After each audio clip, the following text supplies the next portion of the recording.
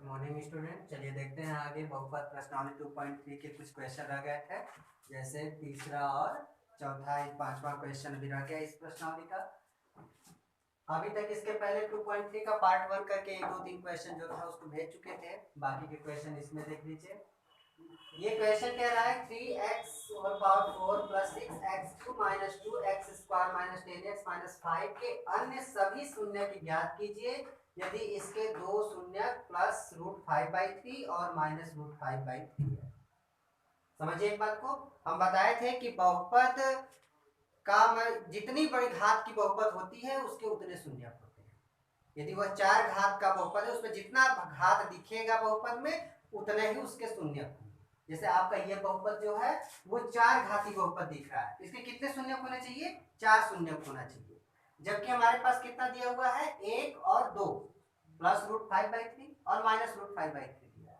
बाकी के दो बहुपद नहीं पता, वही तो क्वेश्चन कह रहा है कि दो शून्य की क्या कीजिए। अच्छा देखते हैं कैसे शून्य को ज्ञात करते हैं। सबसे पहले एक चीज समझते हैं कि यदि किसी बहुपद के दो शून्यक मान लेते हैं कि अल्फा व बीटा है तो हम कैसे बहुपद बनाते थे। एक बहुपद बनाने का एक और तरीका था कि x माइनस अल्फा और x माइनस बीटा इस तरीके से करके जब आपस में गुणा कर देते थे तो एक कंडीशन बन जाता था alpha plus beta x plus alpha into beta, जो एक बहुपद को निरूपित करता था। देखिए दो बहुपद लिए थे द्विघात बना, यदि हम 3 बहुपद लेते तो त्रिघाती बहुपद बनता। मान लीजिए गामा है तो यहां से त्रिघाती बहुपद बनता, कुछ भी हो सकता है, ठीक है। आगे अगर हम 4 घाती बहुपद बनाते तो 4 मूल शून्यांक लेने पड़ते इस तरीके से।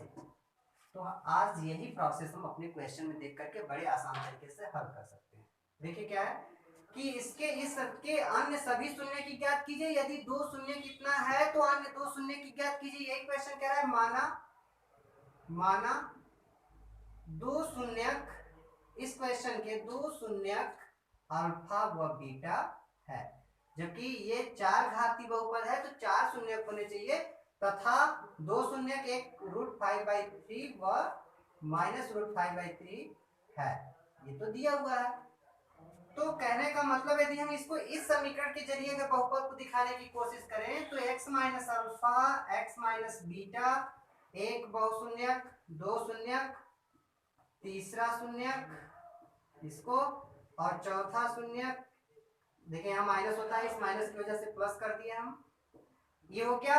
और जब आपस में हम इन सबों का गुणा किया और हम ये जानते हैं कि ये दोनों शून्यक इस बहुपद का है और हम इसी बहुपद का दो शून्यक अल्फा व बीटा जो अज्ञात है यदि उसे हम मान के रखे हैं तो निश्चित तौर पर इन 4 शून्यक इस बहुपद के होते हैं और चारों का गुणा करने के पश्चात यही बहुपद प्राप्त होगा, अर्थात ये किसके बराबर हो गया? तब इसी बहुपद के बराबर हो गया।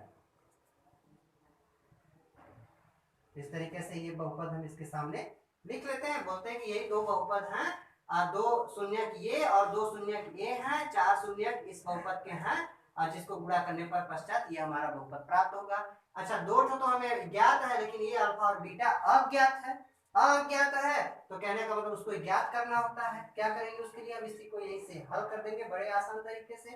देखिए x माइनस अल्फा जो अज्ञात है, पता नहीं है, उसको एक तरफ कर लेते हैं, बाकी दोनों ब्रैकेट को आपस में गुणा कर दे तो a माइनस बी और a प्लस बी अर्थात x² माइनस √5/3 के स्क्वायर से गुणा कर लिए। इस क्वेश्चन को बहुपद को यहीं से उतार लेते हैं, ठीक है। इसके बाद x माइनस अल्फा और x माइनस बीटा जब इसको गुणा करते हैं देख रहे हैं कि ये करड़ी खत्म हो गया,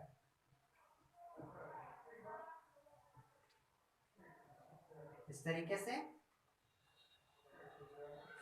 फिर x माइनस अल्फा और x माइनस बीटा को यहीं छोड़ दें, बाकी इसको इस साइड इस बहुपद 4 घाती बहुपद में एक द्विघात बहुपद का क्या कर देते हैं? भाग दे देते हैं इस साइड से ला करके x² माइनस 5/3 का भाग दे देंगे। भाग देने के पश्चात 4 घाती में जब द्विघाती बहुपद का भाग देते हैं तो वो द्विघाती बहुपद में परिवर्तित हो जाता है। जैसे देखिए भाग देने की प्रक्रिया हम यहाँ कर दे रहे हैं,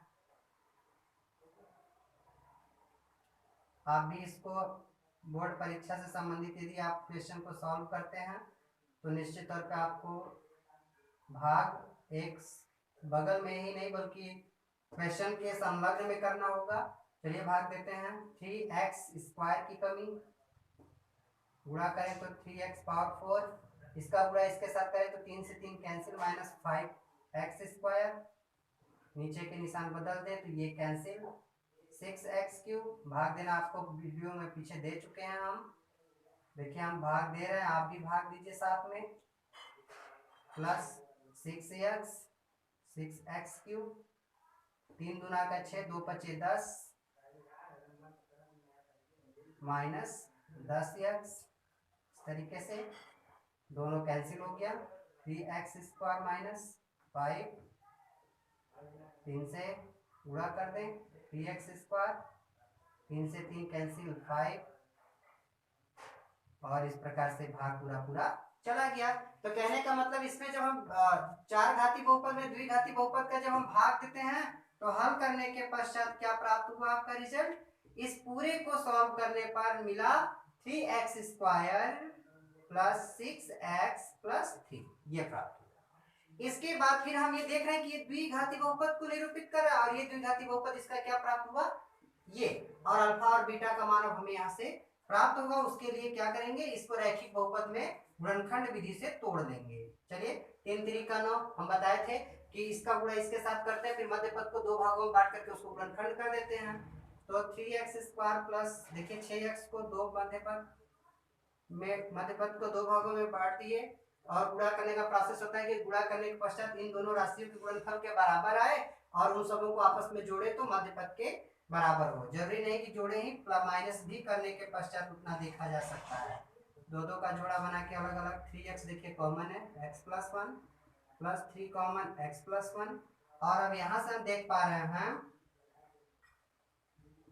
कि जब दोनों ब्रैकेट में कॉमन के पश्चात एक ही राशि बचती है तो कहते हैं हमारा अभी तक जो गुणनखंड की प्रक्रिया है वो सही है। इस तरीके से x - अल्फा, x - बीटा के रूप में इसको लिखते हैं, तो x प्लस इसको हम लिख सकते हैं -1, कोई दिक्कत, माइनस फिर से हो गया प्लस, और यहाँ से 3 कॉमन कर लें। कॉमन राशि का कोई गुणनखंड के लिए तुलना विधि में कोई मायने नहीं रखता, माइनस चिन्ह कॉमन करें तो यहाँ से इसको -1 लिख सकते हैं। अब हम देख पा रहे हैं, कंपेयर करें दोनों साइड का, तो x की वैल्यू x, माइनस की वैल्यू माइनस, लेकिन अल्फा की जगह पे क्या दिया हुआ है यहाँ पे, -1। देखिए तुलना करने पर, और बीटा का मान क्या दिया हुआ है, -1। इस 3 को हम गायब कर देंगे, क्योंकि जब हम शून्यांक निकालते हैं तो 0 के बराबर करके शून्यांक निकालते हैं। और जैसे इस पद को, जैसे हम एक एग्जांपल तौर पे यहाँ पे दे रहे हैं कि 3x + 3 = 0 करें तो 3x -3 और x क्या हो जाएगा, -3/3, तो डिवाइड करने पर -1। देखिए तो यही -1 हम यहाँ से भी ऐसे निकाल करके कॉमन करके दिखा सकते हैं। तो 2 शून्यांक की बात हो रही थी, अल्फा और बीटा अज्ञात था और 2 शून्यांक दिए थे। 4 घाती बहुपद में 4 शून्यांक होता था, 2 दिया था 2 नहीं दिया था, तो देखिए उन दोनों को हमने अल्फा और बीटा मान लिया था, और माने हुए मान का निश्चित मान क्या है, इसलिए हमने जब हल किया तो देख पा रहे हैं कि अल्फा का मान -1 और बीटा का भी मान -1 है। इस प्रकार 2 शून्यक ये और 2 शून्यक ये प्राप्त था ही, और ये प्राप्त हो गया। तो कहा था क्वेश्चन कि इसके अन्य शून्यक ज्ञात कीजिए, तो अन्य शून्यक में जितने शून्यक नहीं दिए रहते हैं उसको ज्ञात करना होता है। तो देखिए 2 शून्यक नहीं दिए थे, उसको हमने ज्ञात कर लिया, और यही आपका आंसर हुआ। आइए चलते हैं, देखते हैं आपका चौथा क्वेश्चन। चलिए दूसरा क्वेश्चन देखते हैं। यदि x³ - 3x² + x + 2 को एक बहुपद gx से भाग देने पर भागफल और शेषफल क्रमशः x - 2 और -2x + 4 हो तो gx ज्ञात कीजिए। चलिए देखते हैं। जिससे हम भाग देते हैं उसको क्या बोलते हैं, भाजक। जिस संख्या से हम भाग देते हैं उसे भाजक कहते हैं, और जिसमें देते हैं वो भाज्य है। देने के पश्चात जो रिजल्ट आता है भागफल, और रिजल्ट के दौरान जो बच जाता है वो हमारा शेषफल। आप ये बात समझ रहे हैं। और उसी की सहायता से आप जब आंसर चेक करते थे तो पहले था, फर्स्ट ही प्रश्नावली में था कि विभाजन प्रमेयिका क्या था, भाज्य = भाजक गुणे भागफल प्लस क्या था, शेषफल। समझ पा रहे होंगे। तो देखिए क्वेश्चन में क्या दिया हुआ उसको हम नोट कर लेंगे। पहले क्या दिया हुआ है, जैसे भाज्य हमारा दिया है x³ minus 3x² plus x plus 2। भाजक किससे भाग दे रहा है बहुपद में, gx से भाग देने पर, यानी हमारा भाजक हो गया gx। भाग देने पर भागफल कितना आया, x माइनस 2, ये भागफल का मान है, प्लस शेषफल कितना प्राप्त हुआ देखिए, और शेषफल का मान ये है माइनस 2x प्लस 4। देख पा रहे हैं।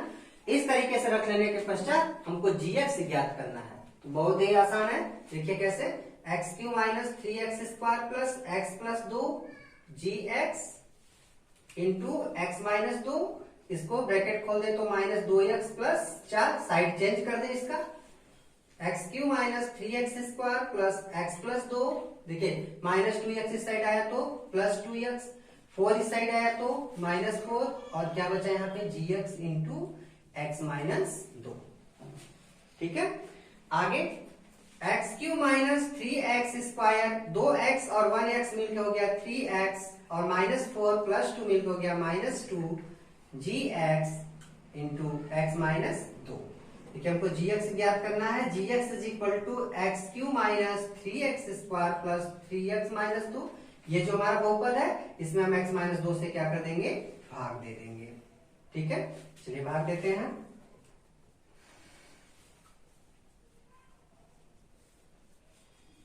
भाग देना आप सबको आ रहा होगा अपने से, फिलहाल हम दे रहे हैं, आप लोग भी अपने रफ कार्य पे करें। x² से गुणा करें क्योंकि हमको x³ गायब करना है, तो x³ माइनस 2x² के पास नीचे के निशान बदल दें तो 3 माइनस x²। देखिए इस तरीके से हम जो कट कर देते हैं, आप इसको कट ना करें, डायरेक्टली समझ जाए कि ये कट हो गया यानी माइनस हो गया, इस तरीके से। फिर इसके बाद माइनस x से मल्टीप्लाई करें तो minus x² minus minus plus 2x, नीचे के निशान बदल देंगे तो यहाँ x माइनस 2, फिर प्लस 1 कर दें तो x माइनस 2। देख पा रहे हैं। तो क्या हुआ, भाग देने के पश्चात x³ minus 3x² plus 3x minus 2 में जब x माइनस 2 से भाग देते हैं तो क्या रिजल्ट आया, x² माइनस x प्लस 1। इस पूरे के हल करने के पश्चात कितना है, x² माइनस x प्लस 1, और वो क्या है देखिए gx के इक्वल हो गया, अर्थात gx हमको फाइंड करना था, तो ये किसका आंसर हो गया, gx का। ठीक है, इस तरीके से आप लोगों का प्रश्नावली 2.3 का पार्ट 2 और तीसरा और चौथे क्वेश्चन के साथ कंप्लीट हो रहा है। अब हम लोग अगले वीडियो में मिलेंगे 2.4 को लेकर के, और ये आप लोग इस वीडियो को भली भांति देखें, एक बार 2 बार देखें, ये परीक्षा की दृष्टि से बहुत ही इंपॉर्टेंट टॉपिक था। और इसके पश्चात भी यदि कोई इसमें समस्या रह जाती है तो आप उसे निश्चित तौर पे हमारे कमेंट बॉक्स में दीजिए, और यदि समझ में आ जाता है, पसंद हो तो आप इसको जितना से जितना हो सके उसको शेयर करें, सब्सक्राइब करें, और फिर मिलेंगे हम 2.4 में।